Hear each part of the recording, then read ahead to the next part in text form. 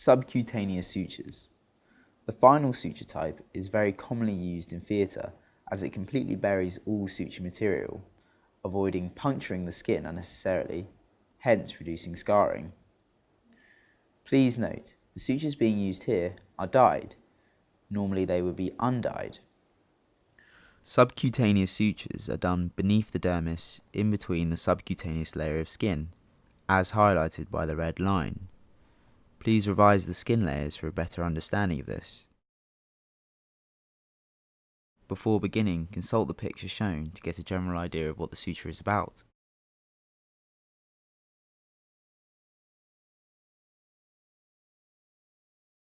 When you start your subcutaneous suture, you need to take a deep bite, well below the skin to anchor your suture.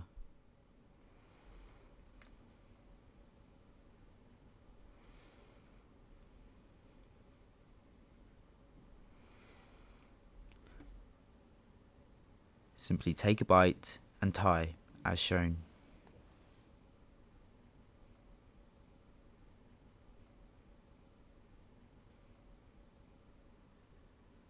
Cut the short end.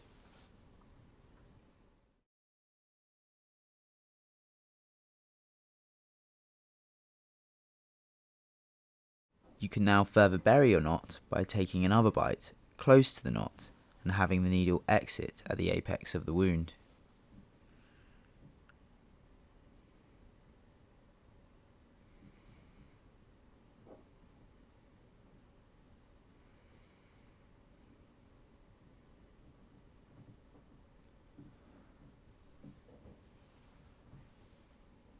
Now you can begin suturing. All bites run along the wound edge within the subcutaneous layer. It's useful to avert the skin edges with the forceps to make it easier whilst doing this. Take a bite along one side.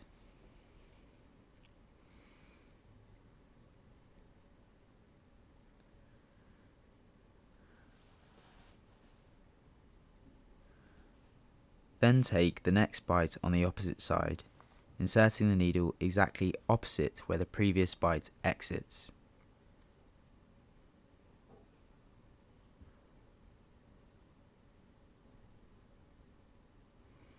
Repeat this all the way along the wound,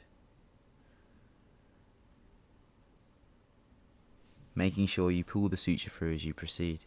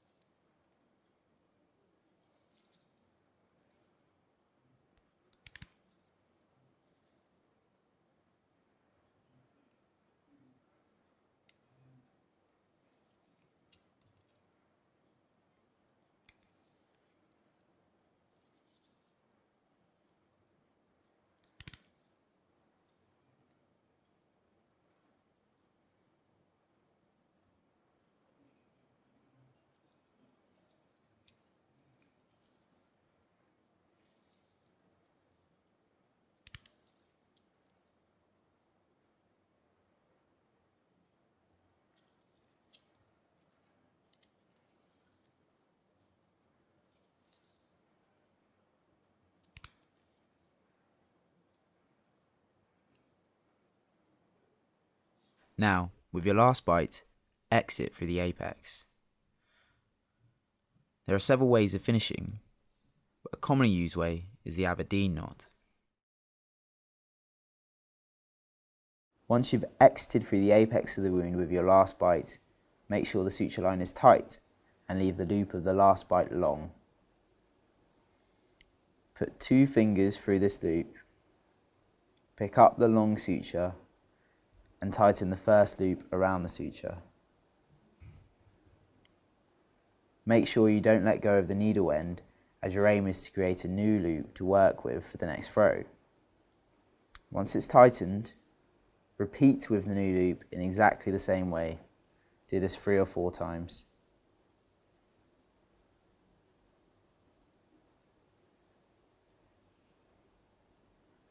On your final throw, you then pull the whole suture end through. As you can see here, the needle is being handled. Please take care when doing this. You hence do not create a new loop, but are left with a tight knot, snug with the skin, and a long suture end with the needle attached. Your suture is now secure, but as you don't want the knot to be hanging out, you need to bury it. Insert the needle just behind the knot and take a deep bite, exiting through the skin a centimetre or so away from the wound. Give it a tug to bury fully and cut snug with the skin while under tension. This allows the end to spring back into the tissues, hence making it completely invisible